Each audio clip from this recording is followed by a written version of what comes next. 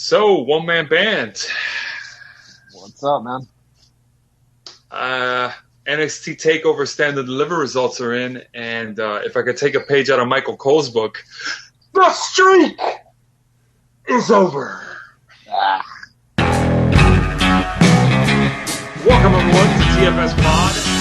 That stands for The Feud Show Podcast. I'm your host, Ric-Hard. 24/7 Lou is, well, it seems he's resigned out of shame here. Almost lost to the Randomizer at night one. And I'm joined today by the one-man band, the streakless one-man band now.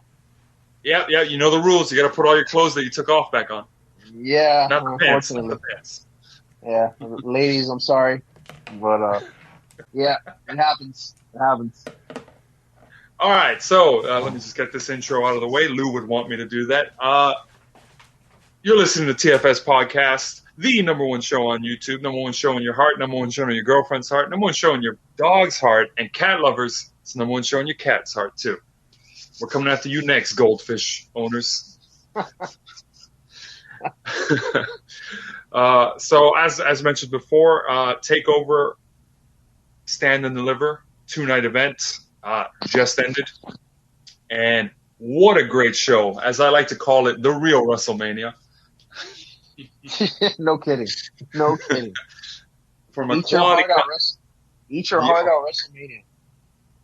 It's a solid performance. Every time I watch an NXT Takeover, no matter what pay-per-view it goes in front of, I always think to myself, how are they going to top this? Yeah.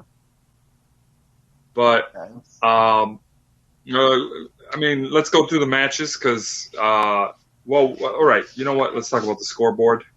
Let's talk about the scoreboard real quick. Yeah, bring out the scoreboard. Yes. So, one-man band, you'll be happy to know that you're still in the lead in the overall because you are in the lead at 4 points total. Right. Your four pay-per-view streak still holds you with a solid lead. Then I just tied up with 24/7 Lou at 3 points apiece, so we're both tied for second place. J Few comes in at a distant third with 1 point, and then the Randomizer and everyone else are at 0. Including Bogey. Including Bogey, yes. As we like to remind our listeners. Man. And overall, the score for the night was 6 points me, because there were actually we made predictions for 10 matches. Let me review this. Yeah, 10 matches total. There ended up being more matches than that on the card, but if you count the pre-show, but we'll get into that. But it was 6 points me. You and Lou both ended up at 5 points, and the Randomizer had, after kind of a decent showing in night one, just terrible showing in night two, except for one really good spoiler match that they called against all of us. But it was essentially 3 points out of 10 for the Randomizer. So what a joke. Those dice need to resign in shame.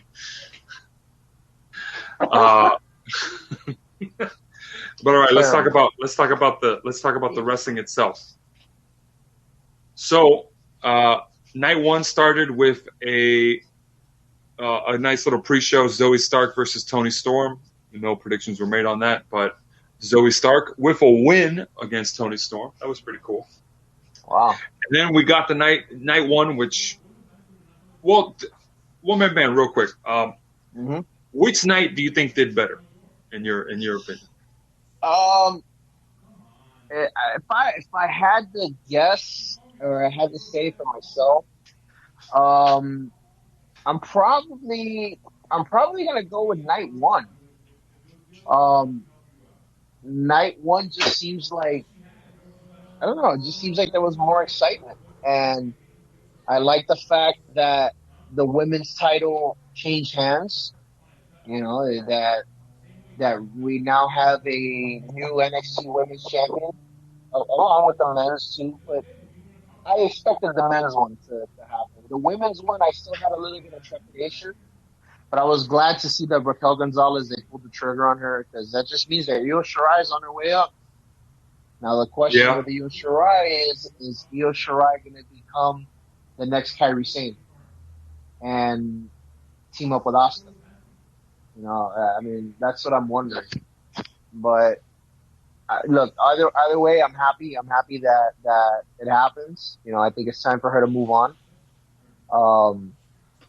Yeah, but yeah, overall, that night one, I think night one just felt like it had more excitement. I mean, both nights were great, but I don't know, it just felt like night one just had more going on. Yeah, I kind of agree with you. Night two kind of felt like a latter half of the show. Yeah, Really set it above than the opening two bouts. Just how I saw it.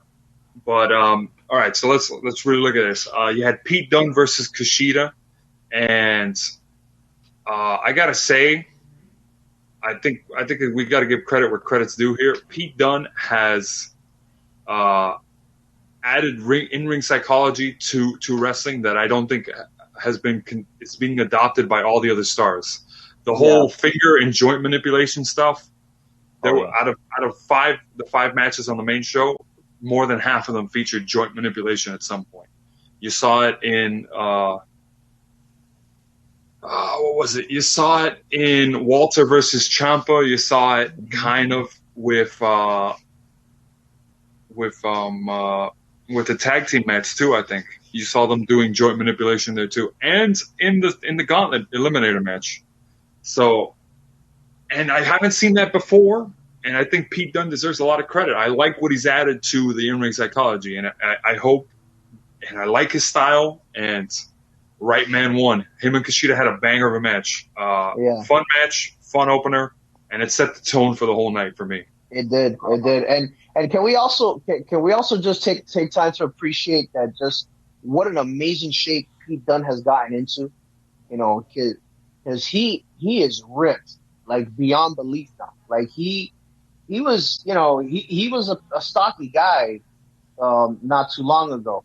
Like still strong, but he's absolutely shredded now. Like he really took those 4 months or 5 months of time that he needed, and he really just like he is a whole. He must have taken a page out of the Jinder Mahal page, like diet or something.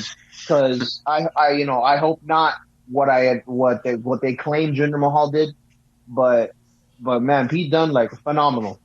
He looks amazing. Like props to him. Yeah, and solid work to him, because he's really gone above and beyond with his presentation, I'd say. Yeah. And one of the crazy things about NXT Takeover was so many matches, at least with a lot of matches, like the way competitors acted in matches really seemed to defy like the face and heel dynamic. And this match was a good example of that, only because despite being, you know, generally seen as the face because he was getting the cheers, Kushida was doing a lot of heel moves. He was disregarding rope breaks, switching up submission holds to break off a rope break with Pete Dunne a bunch of times. And I was like, is he supposed to be the face? Because that's not really like a face move. But either way, Pete Dunne gets the win, well deserved. Then we had the Gauntlet Eliminator match.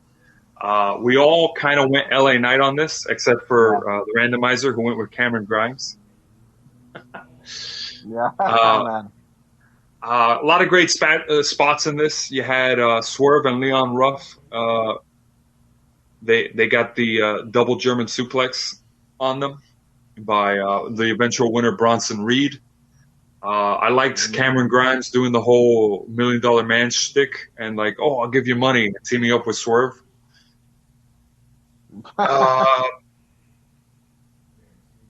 Reed, I gotta say, Reed, watching the match, he took one hell of a bump when he got power slammed against the ring apron by Swerve off the top rope. Then you had the 450 splash, the 3 house call kicks to the side of the head, and it was just impressive. Overall, I liked his performance. It was a surprise because it wasn't who I picked. LA Knight got demolished by all four guys. But all in all, it was a fun match. Yeah. I mean, I really thought LA Knight was going to be the guy because, like I said, he came in, said, I'm going to make a name for myself. And, him having the pedigree of being the former Eli Drake, I thought that that was going to be the direction, but I guess they must have something else in mind for him. So, hey, it's fine. It's okay. Yeah, you got to pay your dues. In WWE NXT, apparently. Then for night one, I gotta say, match of the night for me, Walter versus Tommaso Ciampa, and I say this even despite the consideration that the match basically ended with a German suplex and a chop. Oh wow! That I'm not even upset about that. It was just so well done. Tommaso Ciampa is just really going into his character of being a crazy homeless man who just happens to be a really great wrestler. Every time I see him, I keep thinking to myself, like, dude, like, did this guy just come off the street and say, I'm going to be a wrestler?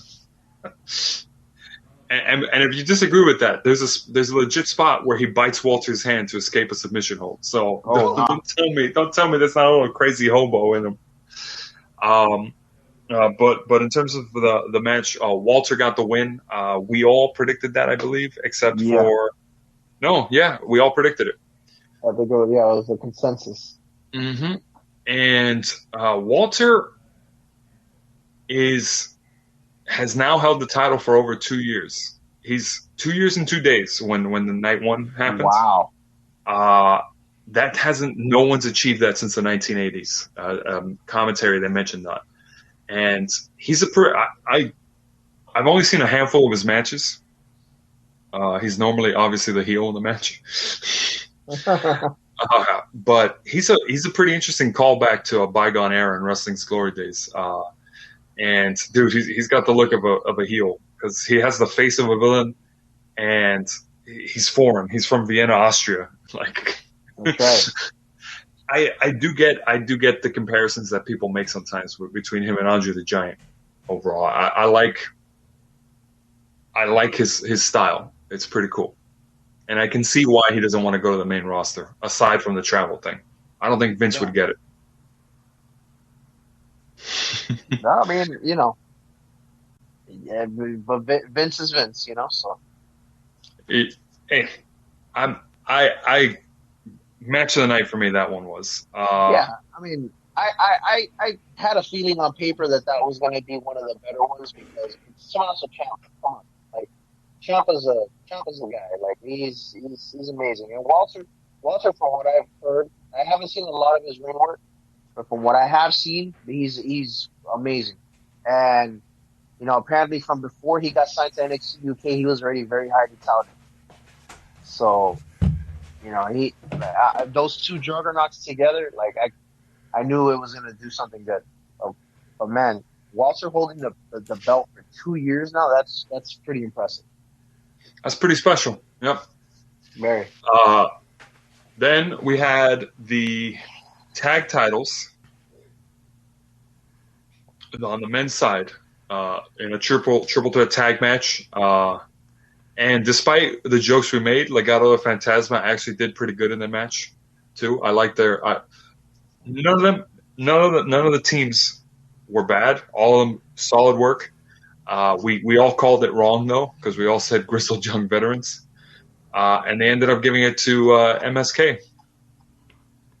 Which I don't know. I feel like Grizzled Young Vets really should be getting a bit more wins under their belts, but whatever. New tag champs is what it is. Great match though. And then to round off night one, you had Io Shirai versus Raquel Gonzalez. New champ Raquel Gonzalez, who Io Shirai did a great job making look like $1 million because she ragdolled a bunch in that match. I think it was the cross body off the top of the skull at the entranceway. That was a pretty cool spot. But yeah, wasn't enough. All the crazy acrobatics wasn't enough to give Io Shirai the win. Raquel Gonzalez, new women's champ. Yeah. I just had the feeling that it was going to be time that, Io Shirai held the belt for a year. And, typically, the women don't hold the belt that long, with the exception of, I believe, Asuka. She had it for. Yeah, she had it and she went undefeated. She never lost it. She never lost it, but she had to vacate it. Yeah, she did. I think the last person that she faced was Mickie James, if I'm not mistaken. I don't remember. I don't know who it was. It was a while ago. Yeah, I feel like it was Ember Moon though, but I might be wrong. It might have been. I think Mickie James was the second to last. Yeah, I remember. Yeah, But now that we're on the subject of Ember Moon, let's talk about my favorite match from night 2. Even though we're going a bit out of order, but we'll get back to the opener. Favorite match from night 2 because it gave me the winning point. Ember Moon and Shotzi Blackheart versus The Way. What were your thoughts on this before I tell you my thoughts? Well, it's like I said, I didn't get a chance to see all of it because I was at work. But from what I said, I thought that the titles were going to change hands because remember I did say that The Way was going to do the way thing and have their way, but no, I don't agree with it, but I just feel like they're delaying so much to giving a belt to Candice LeRae. Like she needs to get some kind of gold already. Like in my opinion, she really hasn't gotten it. I was so let me tell you my logic to it. One, Shotzi Blackheart and Ember Moon are new champs. 2, this would have been their first official title defense on a takeover, on a pay-per-view, since getting the title. And 3, you're forgetting this isn't the main roster. They actually respect inaugural champions reigns. With Vince McMahon, he's like, yeah, so what? Take the titles off of Sasha and Bayley. Who cares if they're iconic? Who cares if it's WrestleMania? I agree. So I just thought it was a little too soon. That's mainly why I went with that. I feel like Shotzi, and another thing was Candice LeRae did get her win at War Games, so I was like, hey, let's give it a Shotzi this time. Let's give it a Shotzi this time, and then maybe later on down the road we go with that payoff later on. But let's go back in the order of it and refer to the opening match, which I did have mixed feelings on, which was Santos Escobar versus Jordan Devlin to determine the undisputed Cruiserweight champion. And I thought it was a by-the-numbers ladder match,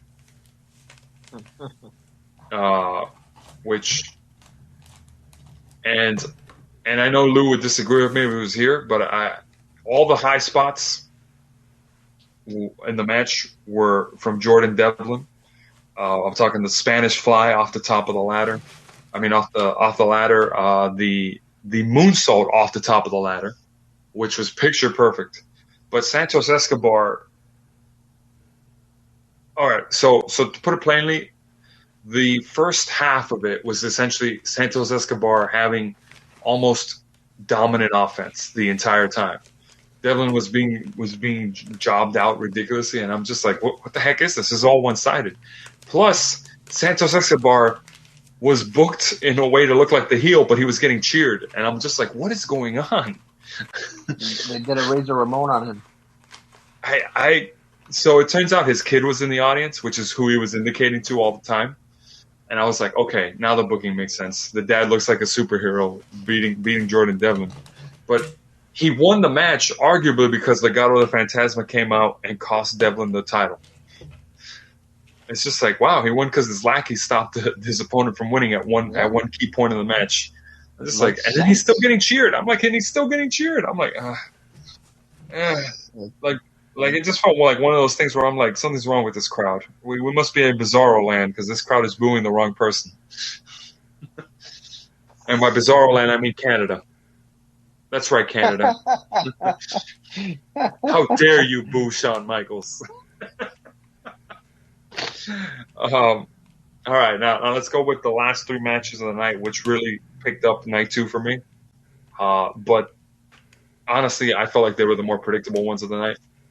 After we saw night one, the arguable one that was least predictable was Johnny Gargano versus Bronson Reed. That could have gone either way, I think. But it's interesting because they actually ended up going with what you argued, because you were like, if the way wins, Johnny Gargano loses, and if Johnny Gargano wins, the way loses, and they ended up following that logic, just not the way you predicted. Yeah, backwards, But yeah. I mean, I knew that one or the other was gonna happen, if that were the case, because I for whatever reason don't think that they want Johnny Gargano and Candice LeRae to have it done at the same time. Like, it's what I feel. I don't know why. I don't know why that would be an issue, but at the same time, I'm like, I don't know. I get it. But it just seems like that's the thinking, because they've had the chance to make them tag champs or women's champ and North American champ for the longest time, and they just won't do it. They will not.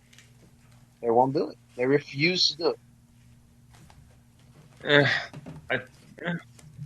But I think it's a shame because Candice is actually really good. I really do hope she ends up getting it. But yeah, I do think something's up with how they've kept her away from the gold for so long. But we'll see. Then we had Karrion Kross versus Finn Balor, and Kross with the win. Of course, accompanied with my favorite part of Karrion Kross, Scarlett.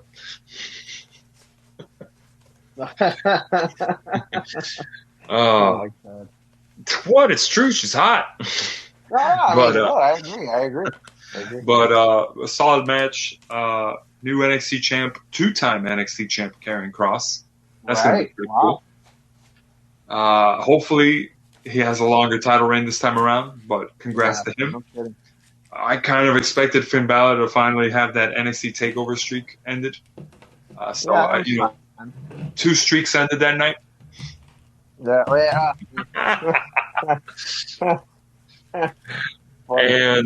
And then obviously Adam Cole versus Kyle O'Reilly, the Undisputed Era implosion match, unsanctioned match happens.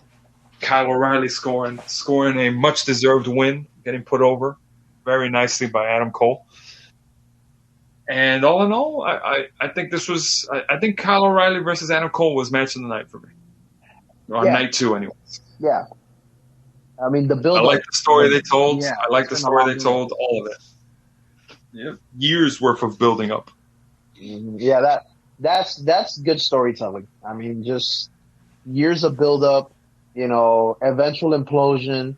Now you got Kyle O'Reilly being the face, basically just trying to save face and trying to show, hey, even though I was a lackey for you, I can hold my own. And boy, did he. He definitely held his own. Kyle O'Reilly gives me Daniel Bryan vibes. Yeah, I agree. I'm getting those vibes as of late.